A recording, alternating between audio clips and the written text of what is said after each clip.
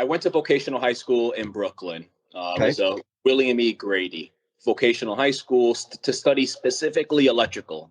And Okay. I was determined to go to this school. Guidance counselors were trying to steer me away. They were saying, why is such an academically strong student wanted to go to a trade school? It was looked at as kids didn't go to the school. They were just sent there by default, right? And it wasn't like you didn't need a 90 or an A, whatever, to get into the school. It was almost like, the riffraff. So when People I like went, me.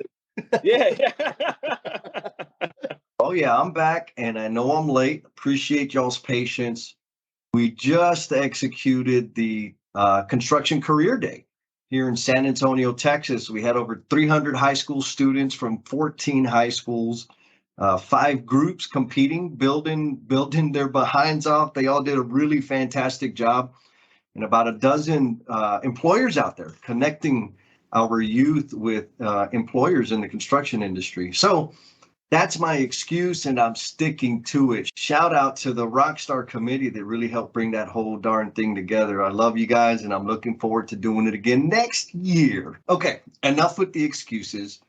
This conversation is with Mr. Edward Rivera, your elevator pal. I connected with him via LinkedIn, and he's a straight up, genuine dude. If you find him on LinkedIn, Edward Rivera, your elevator pal, check his stuff out. It's like super down to earth, super cool, like positive, straight up, energizing. And he was the same way, of course, over the interwebs, us talking back and forth. And someday I'm going to hang out with the guy. He was at the job site while we were doing the interview, which is like the coolest. And in this conversation, he and I connected on so many levels. Like he was speaking straight to my heart, really making me miss my days out there on the job site. I bet a few of y'all are going to be able to relate with this one topic. We were talking about posting stuff on social media and how uncomfortable that is and how some stuff hits and some stuff don't. I was happy to know I'm not the only one. And, as it relates to apprentices, again, if you hear his messaging on LinkedIn, he's all about building people, building the team. And he dropped some major words of wisdom in terms of developing apprentices, both inside and outside the gate. There's also a message of accountability around trade professionals delivering an amazing customer experience and financial awareness, or the need for financial awareness. I mean, this was a super deep, super real conversation. Love to hear your thoughts. Give us some comments, of course. Let us know how riveting it was. Before I let y'all go, got to give a shout out to our patrons that have been supporting us for a very, very long time. They've been contributing. They've been putting ends on this petro so that we can pay for all the little things. Because, there's subscription fees. I'm doing my taxes. I'm like, oh, my God, where did all this money go? Well, you know where it went? It went to me having fun and working towards enhancing the image of careers in the trades with y'all. So thank you for your support. If you want to contribute, lend a hand, or just sign up for the email list, head on over to learningsandmissteps.com, hit that email list thingy. There's a little pop-up with my goofy face in it, or hit the become a member and pick a way to give us some cash. All right, I'm going to stop jamming my jaws. I'm going to let y'all hear this conversation with Mr. Edward, your elevator pal.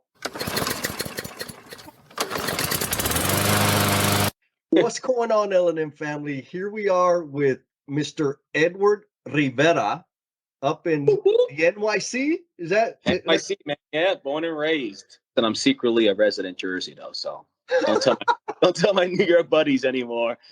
I'm officially a Jersey resident. So you lose street cred with that?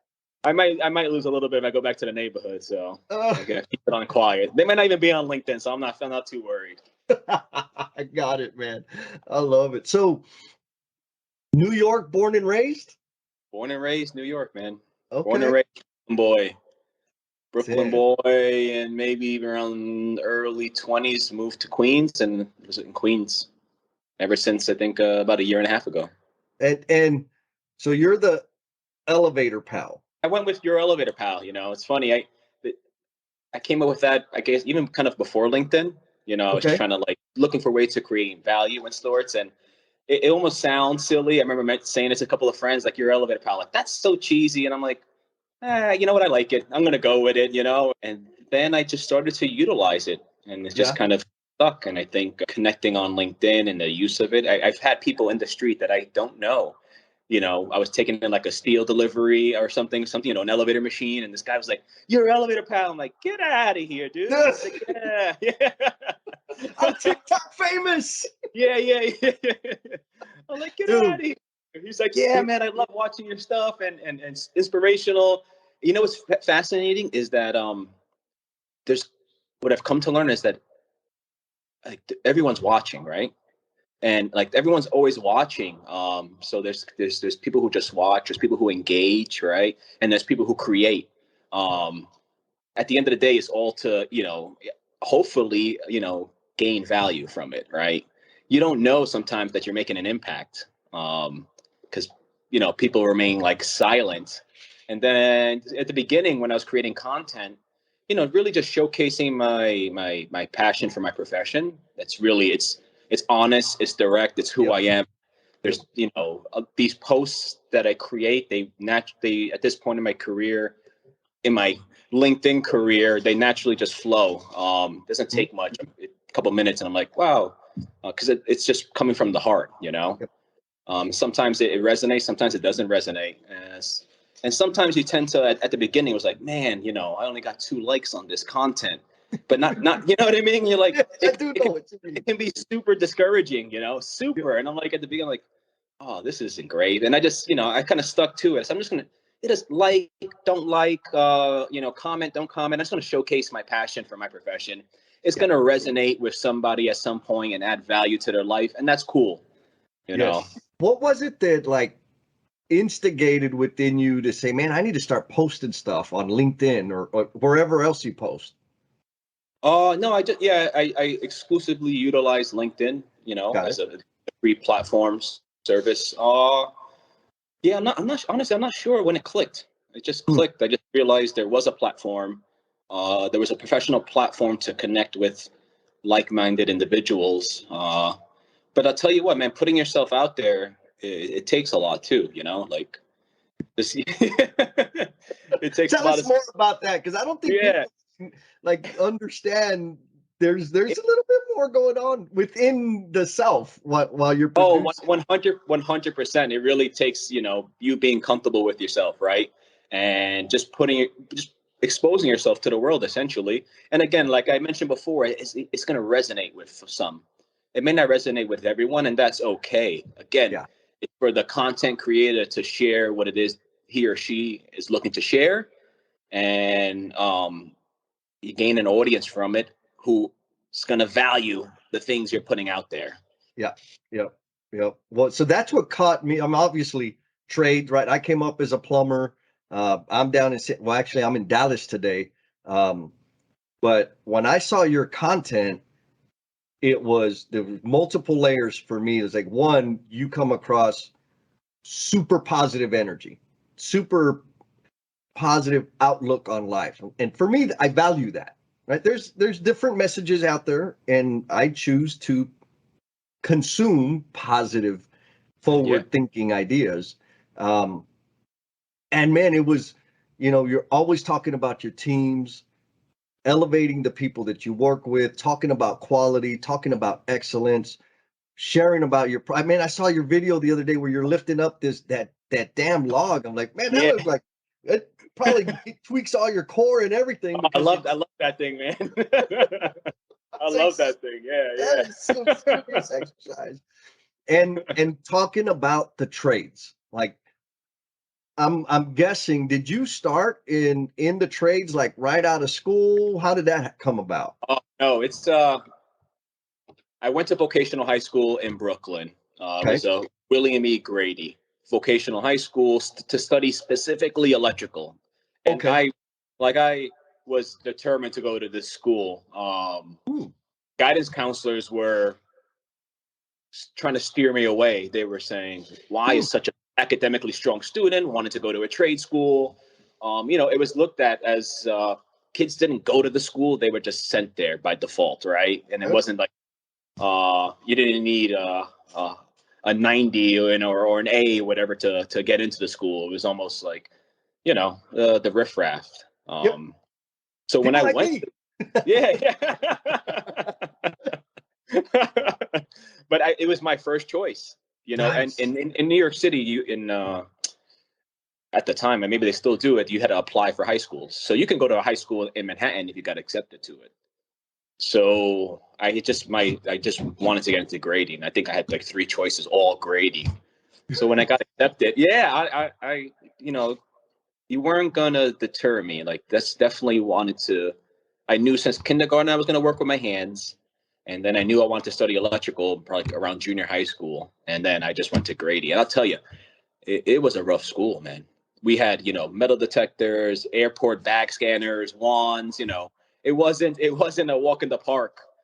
Okay, But no, I was certainly determined to obtain that education. That was my focus. Like, went in there and focused and graduated. After graduating, so the one thing about the school, it did have a rich history of you really putting out quality tradesmen, and the MTA, Local 3, Con Edison. As soon as you graduate, it was like, take these exams, wait for them to call you. This is going to be, this is kind of your future. Like, a lot of guys ended up in Local 3, the electrical union, or they ended up in Con Ed, or they ended in MTA. So it's like, wow, these are cool opportunities. And I really thought I was going to go to the MTA, and I had this vision of like, I'm going to go there, I'm going to learn this profession, I'm going to move up the ranks, and I'm going to, even at that age in high school, I was like, I wasn't looking for a job. I was looking I'm not even sure what I was looking for, but whatever it was I was going to do, I was going to pour everything into it. That's one thing that's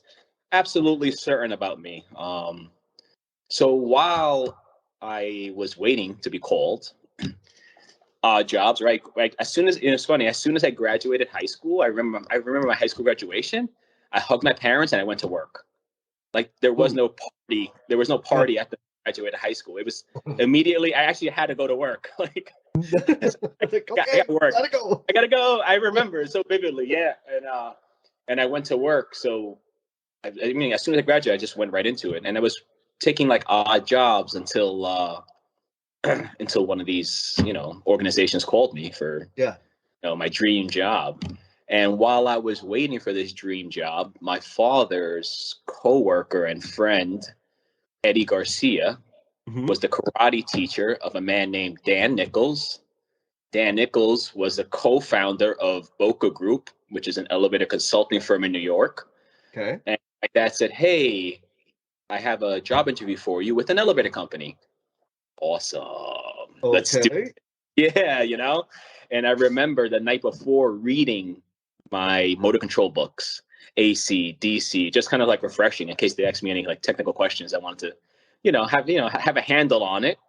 And sure enough, I go to the interview in the MetLife building, which was 200 Park Avenue here in New York City. Massive commercial real estate. Yeah. And I was like, wow, this is weird for an elevator company, right? Okay. This is a fancy place. And I went into the conference room, and the conference room was fancy.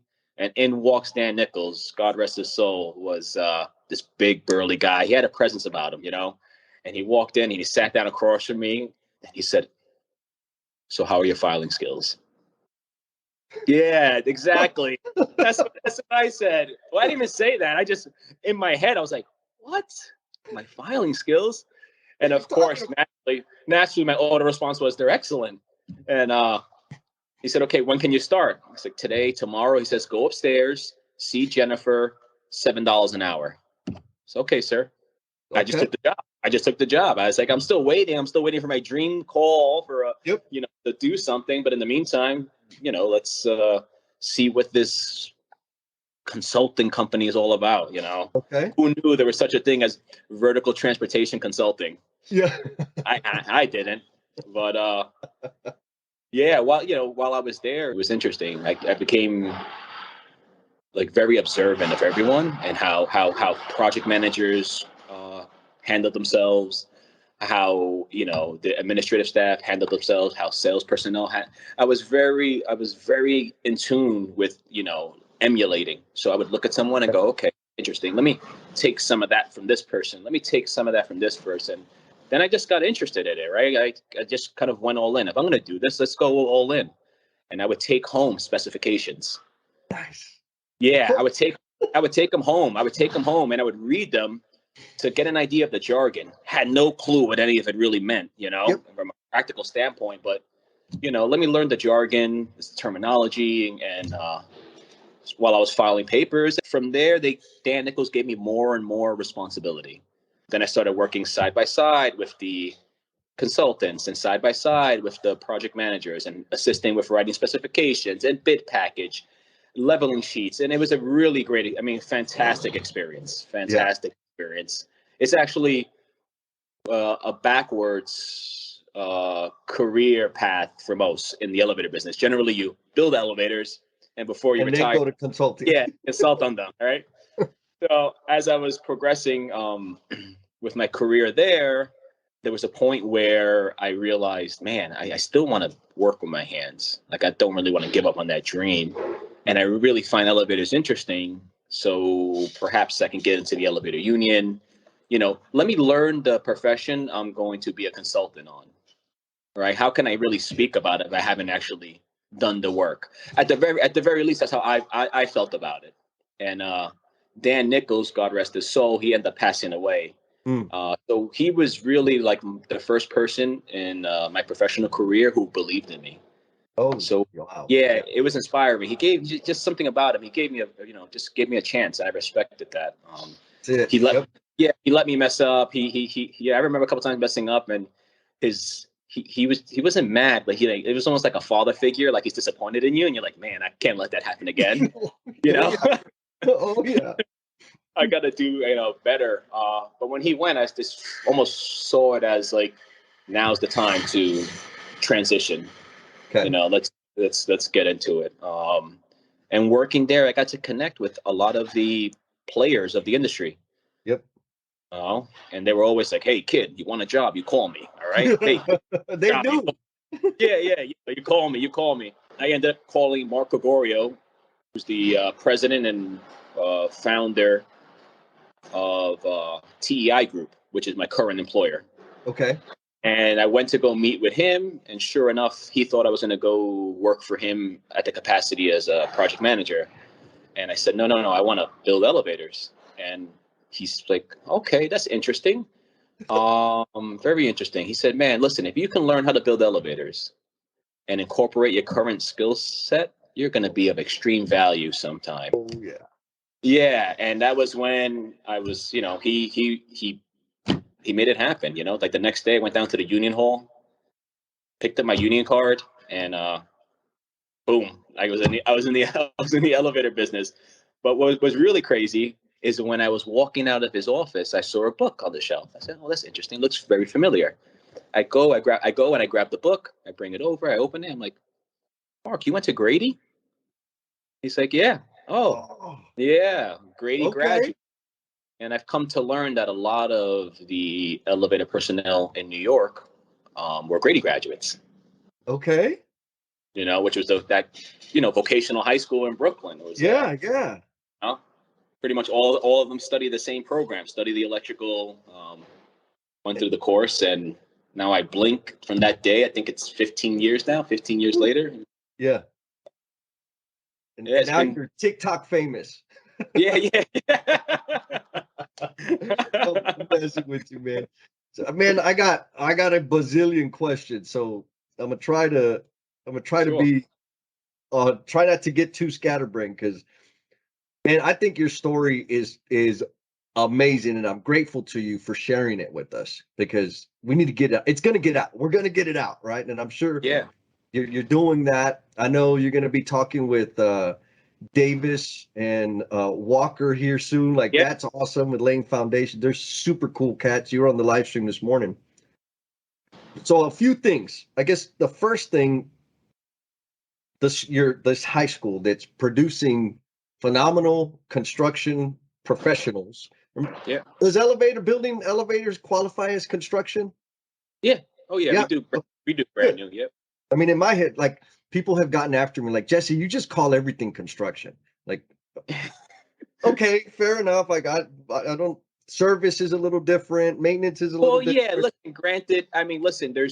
You can go into the service side of the industry. You can go into the new installation, new construction side of the industry. You can go into where we modernize, where we're going into buildings and upgrading, and then there's a repair. So there are a couple of different avenues you can take in the elevator profession from a fields perspective. But yeah, call it construction, man. That's what it is. Good. Yeah. And so I came up as a plumber. Same thing, right? Residential plumber.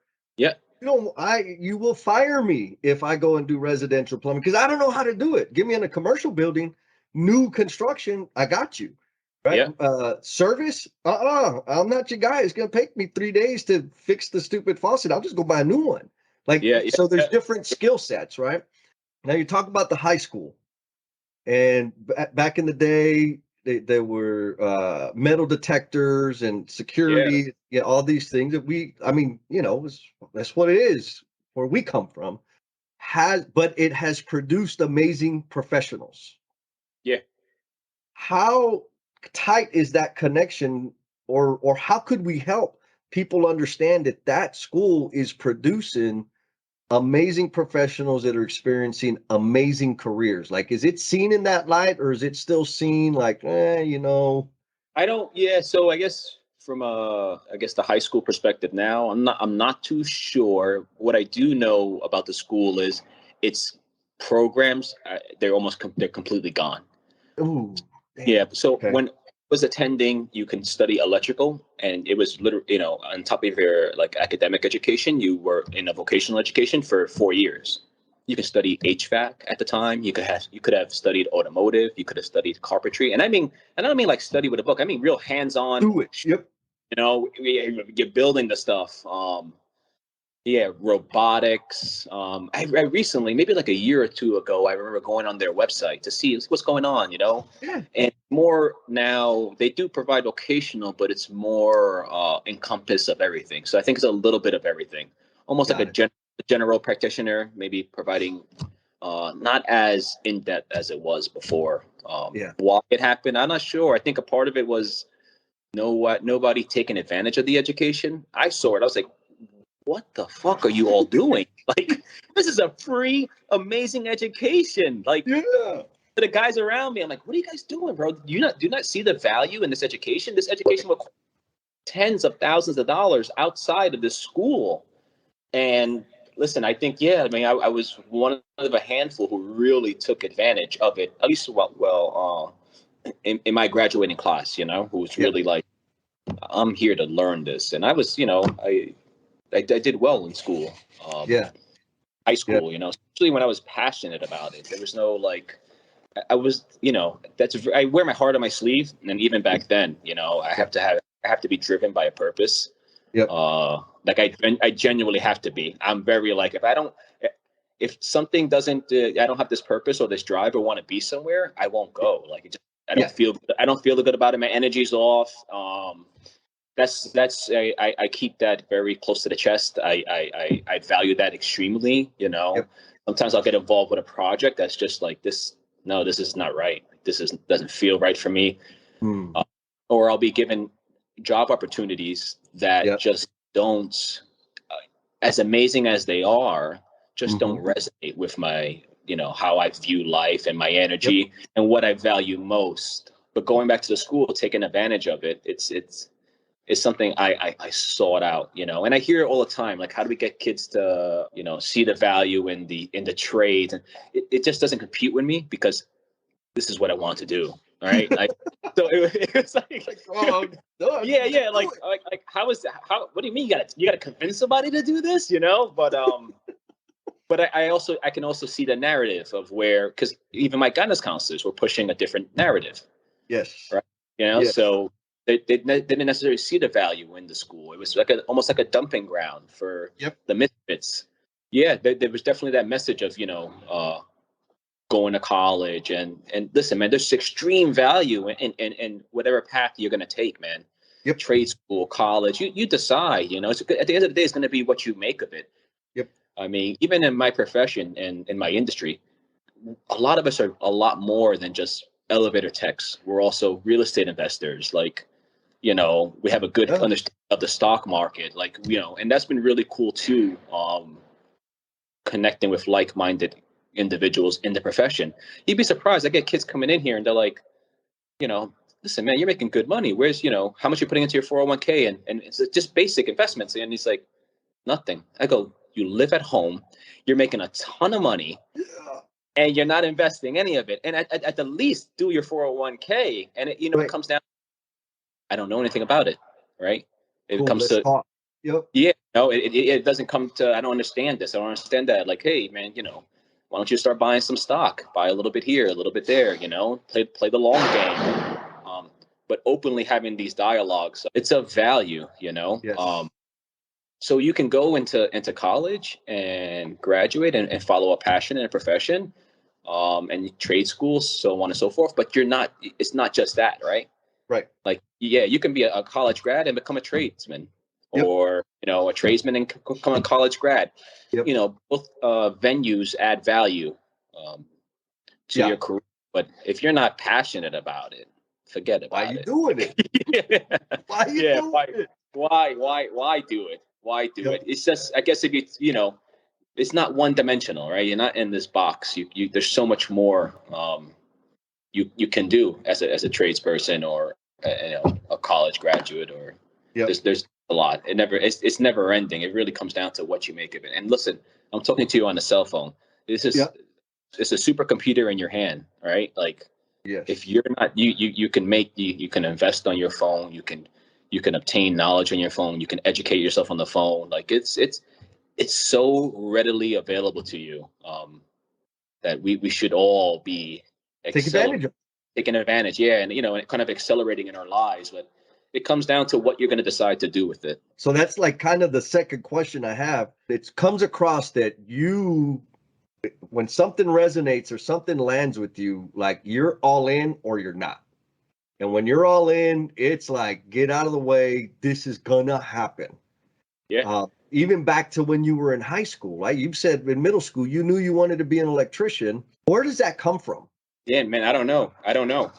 Like, cause I remember vividly in kindergarten saying, I'm going to build stuff. I remember blocks. Blocks was my favorite thing. It was absolutely my favorite thing in the world. Building blocks. And I was like, man, I'm going to work with my hands. And also my father was a blue collar. Okay. He's an operating engineer.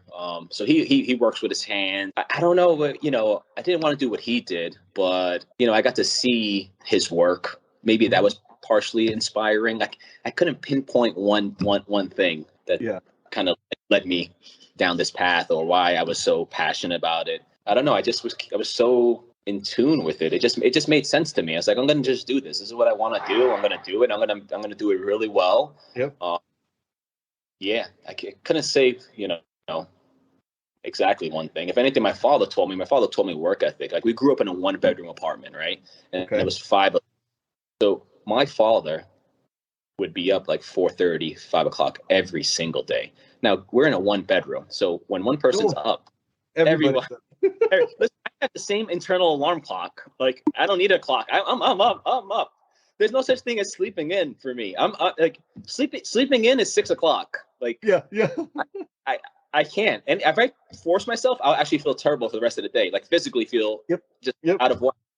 So I've been getting up at this time forever.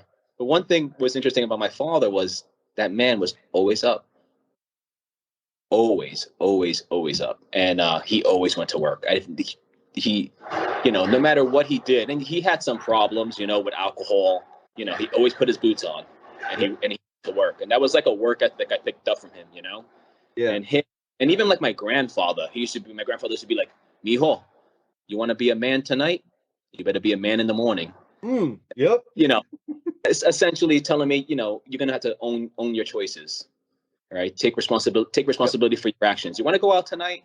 By all means, go out, have a good time, do whatever you want to do, mijo. But you better be up, and you got to do what you have to do in the morning, you know? And that, like, the work ethic from them, always, it stuck with me and resonated with me. But, yeah, I mean, to single out why I wanted to work with my hands, I have no clue. I love the story, the impact that your family had on you around work ethic. And I'm going to kind of stretch this here a little bit because from the sense that what we see, we emulate. Yeah. Right. Like what we see, what we surround ourselves with, we will reflect back into the world. And like taking it to the social media thing, I used to I don't know, 5-6 years ago, social media to me was just jacking around and posting dumb stuff and reading dumb. Like I didn't see any value in it, or I just didn't leverage it. Now, the way you show up on social media, I mean, I'm totally drawn to you. Put great content out there. And my I guess what I see in the future is folks like you and all the other professionals out there that are posting a not just positive, but like a responsible message out there on social media. I'm anticipating that there'll be future generations that see that and do that also. Right? Kind of like Pops was like, hey, it got to put your boots on, right? You went out, you had some drinks, good, but it's time to work, period. Yeah. All the time, every time. And you're setting the example of showing up, positive, responsible, ownership, team, excellent. Like, I'm hoping to see other people come out with the same type of message, a responsible message.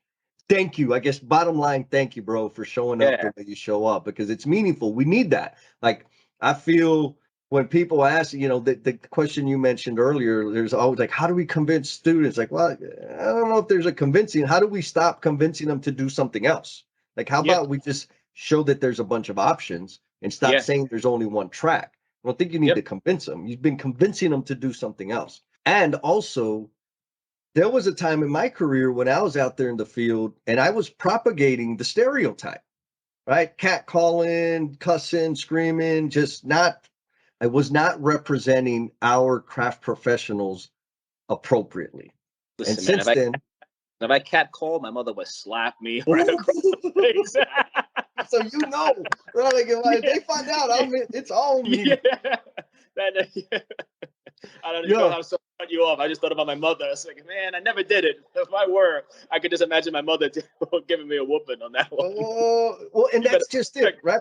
We got to be responsible. We got to be respectful as craft workers, craft professionals, and set that example for everybody else. You talked about helping out your people, talking them through investing their money.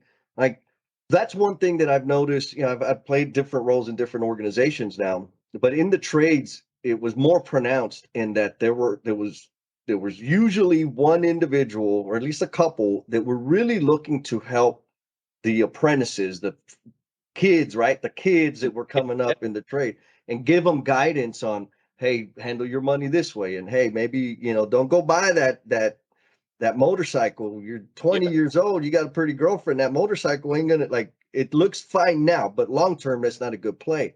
And so you're taking that responsibility around that. How do you instill that in your teams? It just comes down to openly communicating about it, right? And having these discussions, right? When I got into the profession, like an old school, mentality was, you live on 40, kid. They tell you, kid, you live on 40, live on 40. And it was like, what are you talking about? Well, you live on 40 hours a week. And there's always overtime. Yeah. But you don't want to base your life dependent on that overtime. So that's still a message I still hear, I still share with the guys. A lot of the projects, they'll always, again, overtime is almost always there. So it's an opportunity to earn additional income, but that's where you can leverage yourself, especially in your early age. You take this extra money, and again, you whatever it is you're going to do. And again, I'm not a financial guru or wizard, but just fundamentals. You can do the basics, and you'll thank me later when in 20 years. You know what I mean? You're like, wow, dude, I didn't notice the $200 I was putting in a week before taxes, and now I have $300,000 in my investment. I didn't. It is something to to share, and something I do share, I'm very vocal about it. And Good. I think something is like how do you, I was listening to the talk earlier, and like, like who's going to listen to you, right? Who's going to receive your message? Who are you to even be talking to these people? And I think for the most part, for myself in my career, in my profession, I've built a reputation, right? And it's something where when apprentices come to my job, they know two things. One, I hold the highest of standards. There is zero compromising on any standard. Two, you're going to work your tail off, right? You're going to do what it is you're paid to do. And I guess the third one is you're going to learn your craft. You keep the standards high, you do what you need to do, and I promise you, I will teach you your craft. But you have a responsibility, right? And in the beginning, it's going to be organizing, cleaning. If you can do that for me, I can teach you elevators, right? Because those are really good habits that you're going to go from cleaning really well and organizing to learning your craft. And those habits, kind of trickle over. But getting that message across. And then because essentially what they start to feel is, wow, this guy's invested in me, because I really am invested in them.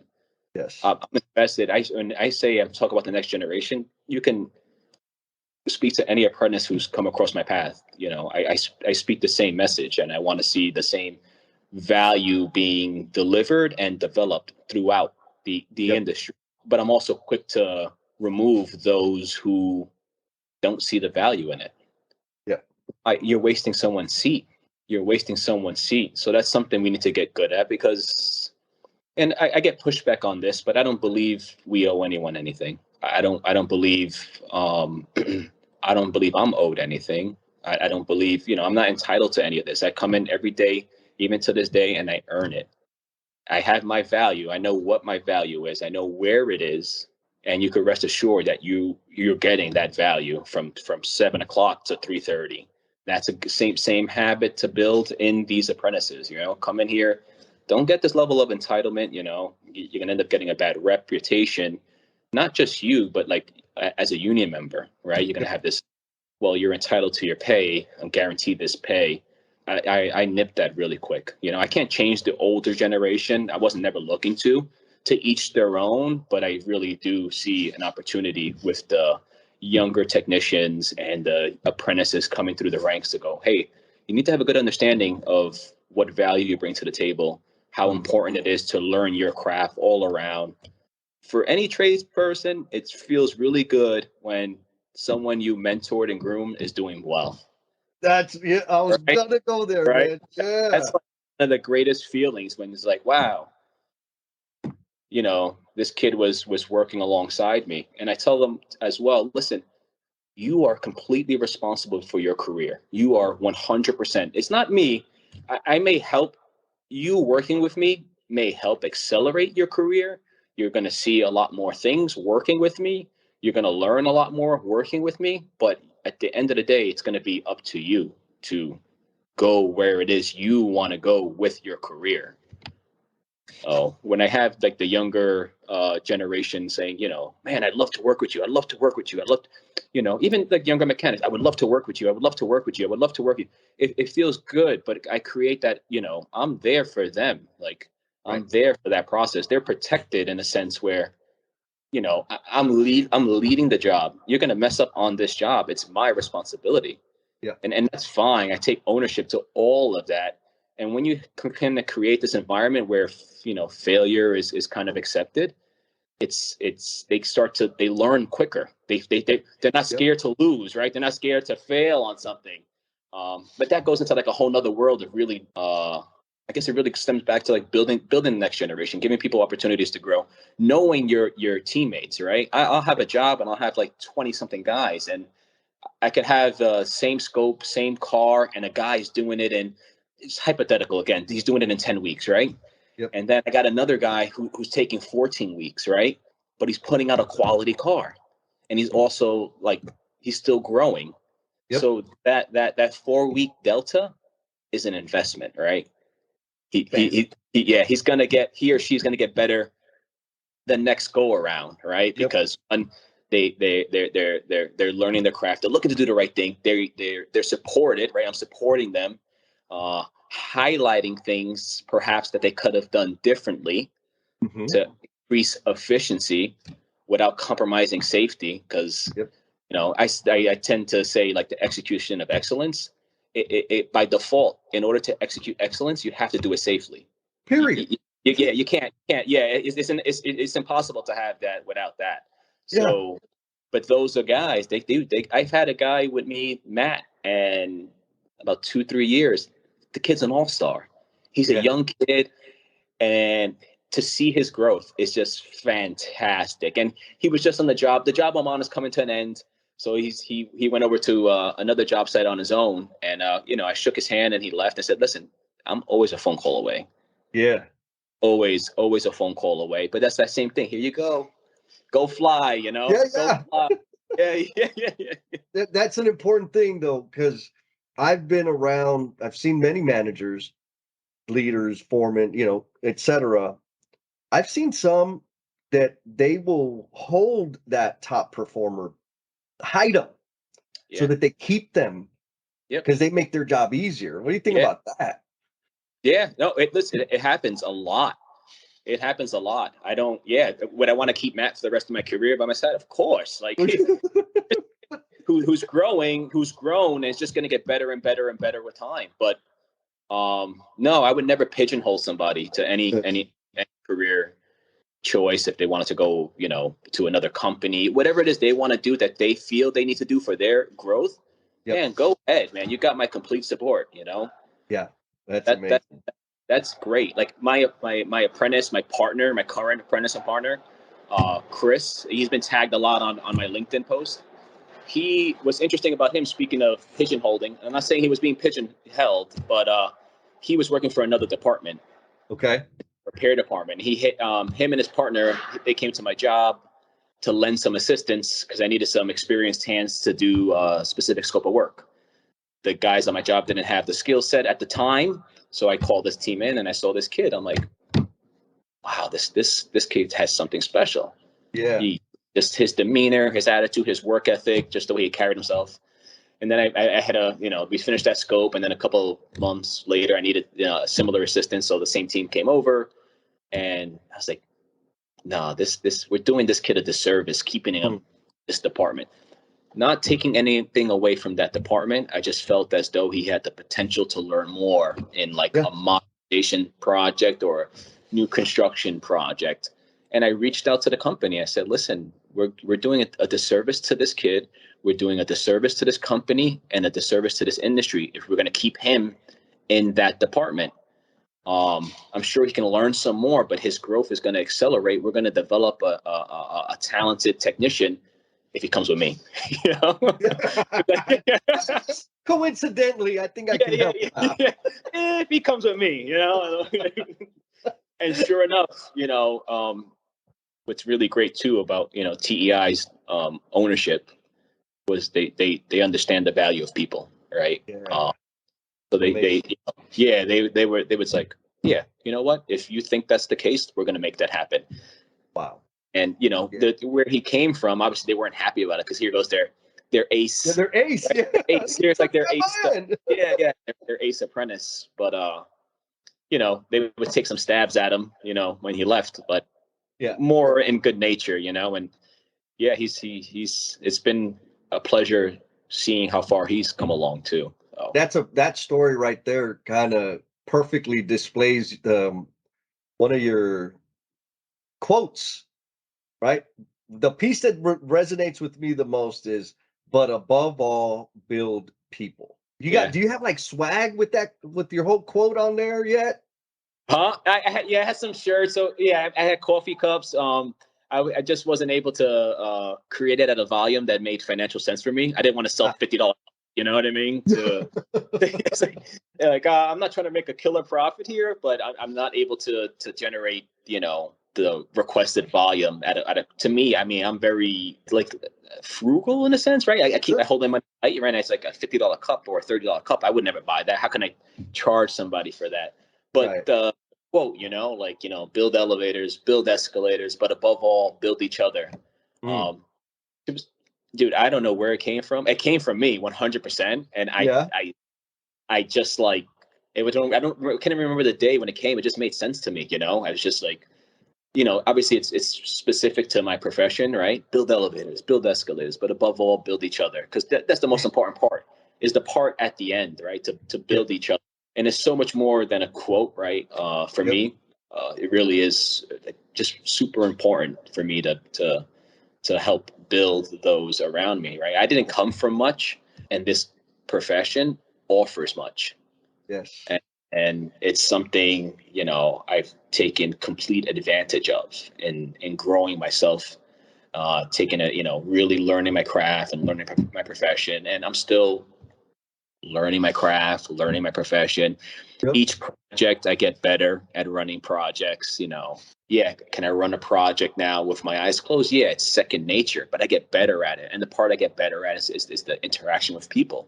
Yeah. With my teammates and at engaging and each time it's nearly impossible for me to coast. I can't do it. You gotta elevate the game. Elevate the game.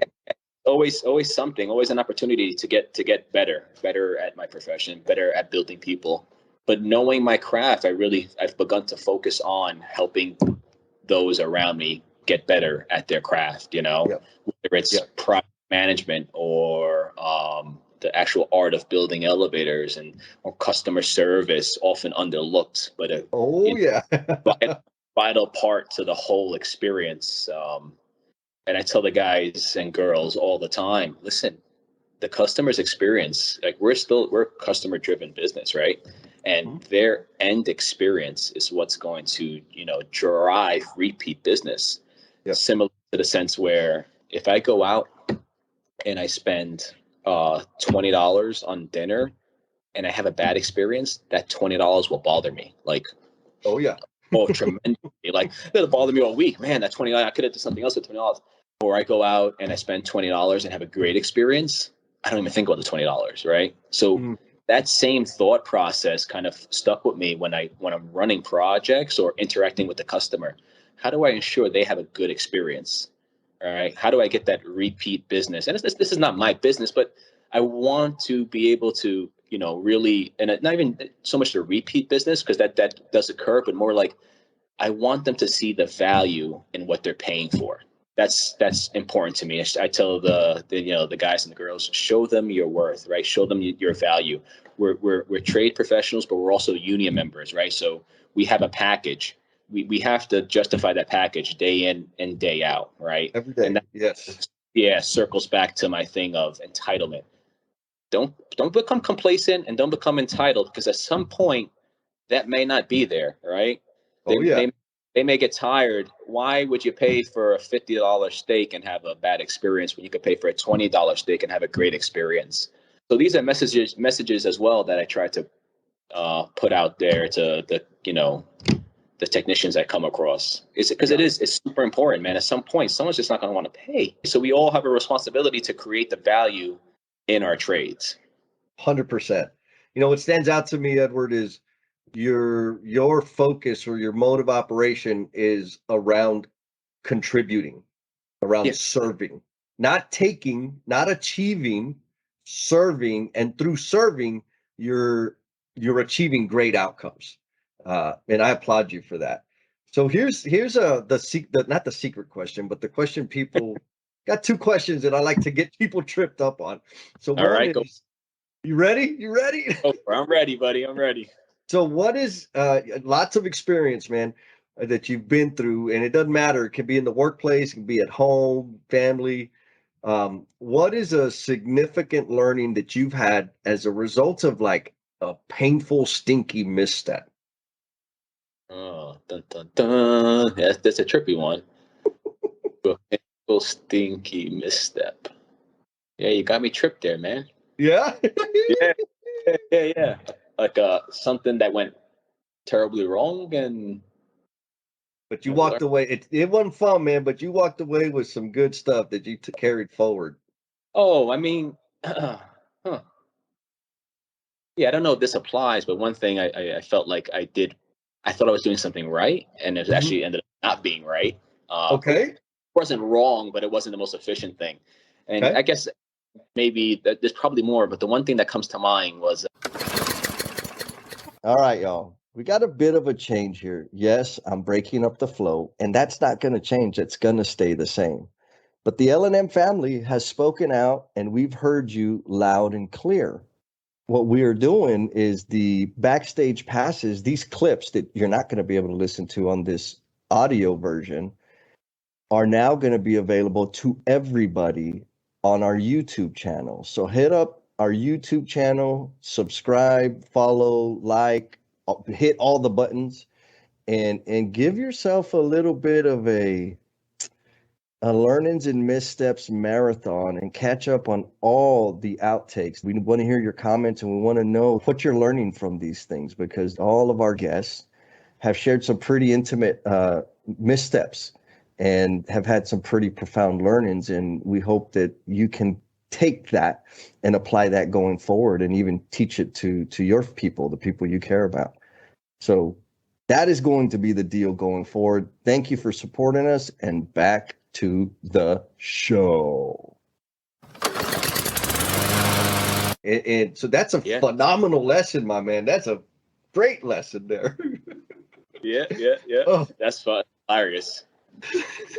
Yeah. So I don't collect anything anymore. It's like, chunk it. If somebody don't want to come, we can't donate it. Somebody don't want to come pick it up, just get rid of it, guys. Because like you went through, we have to show the math, right? Show like, look, here's the whole picture. And then the guys are like, oh, damn, I didn't even think about that. I was like, and that's okay. So now we understand. So going forward, we can make better decisions. On that note, and something I feel is missing in like potentially like vocational educations, but also like, you know, through like the union programs, is like the project finances. Like you should go out there with a kind of a solid understanding of what it is. You know, the expense incurred on a job, like how much is the labor rate? How much are we burning? What's your burn rate? Have a good idea, because, you know, I'll talk to people, and I'm one of those like 7 o'clock, we're all up and we're starting work. There's no diddle daddling. Let's go. You know, and we're working on our times, but everyone just understands that, right? That's the standard. It's either you're a part of that, or you could just go, you know. Yep. And everyone respects that, right? But I also highlight, listen, do you understand what happens when I have 12 guys and I'm sitting here for an hour at $100 an hour per person, right? That's $1,200, and then if you take a long lunch, right, then it's $2,400, and that's just for one day.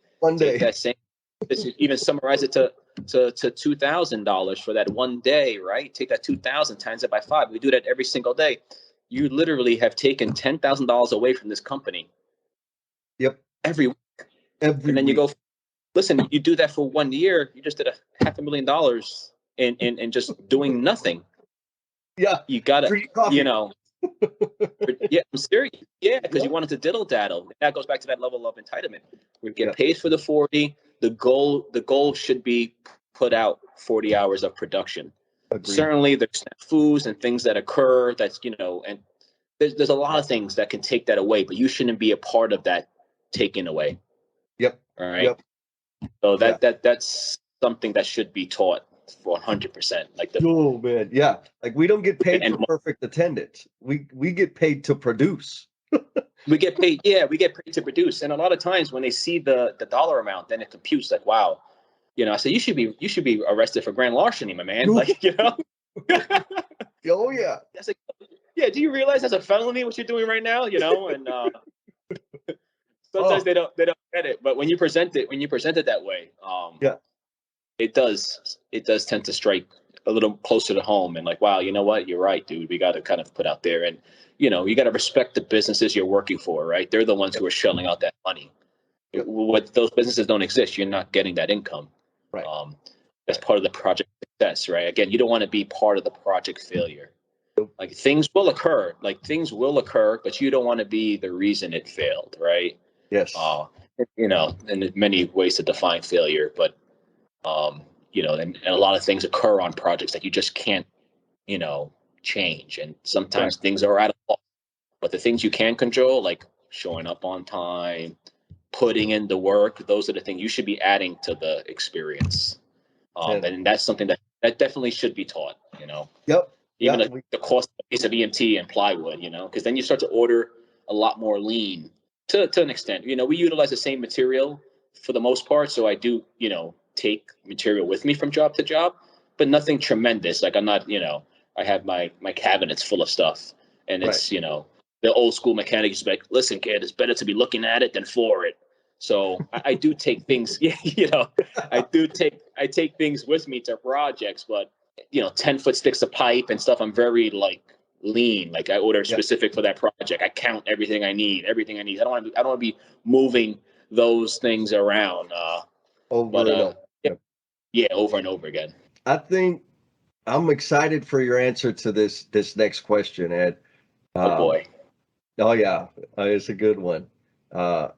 So what footprint do you intend to leave on this world?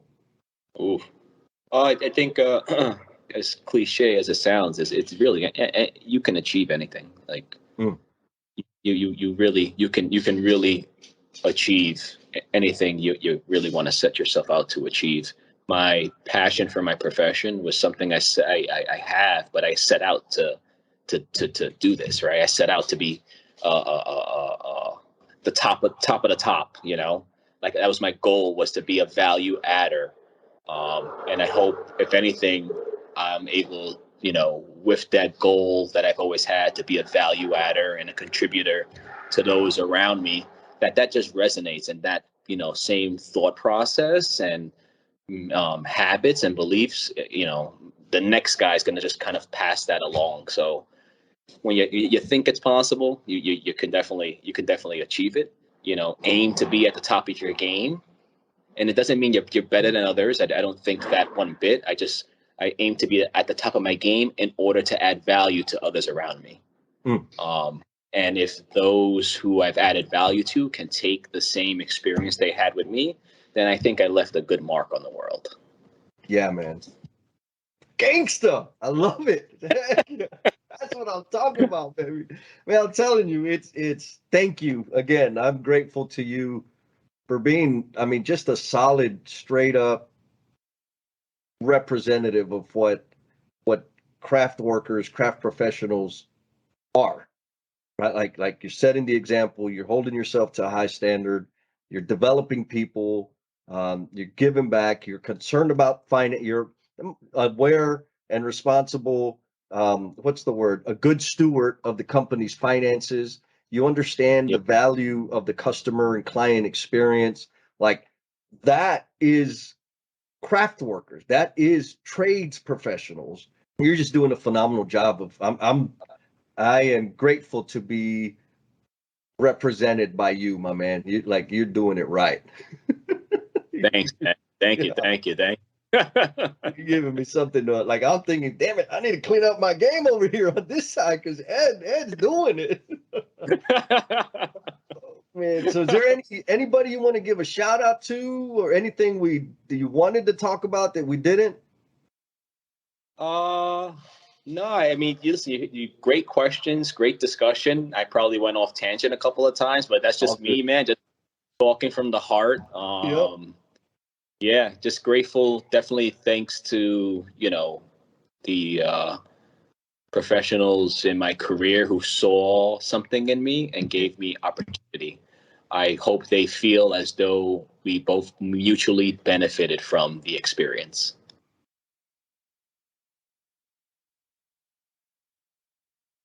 Didn't I tell you, man? Like, he's the kind of guy that you just want to hang out with, right? Like, have coffee with, pick his brain, get some advice. I want to be his helper someday when I grow up. He's just made a career change, so let's celebrate him. Find him on LinkedIn and follow him. And now it's time to shout out one of the L&M family members. This shout out goes to Mr. Anson Green, the trailblazer. I got to meet Mr. Anson Green serving on the Texas Workforce Development Committee.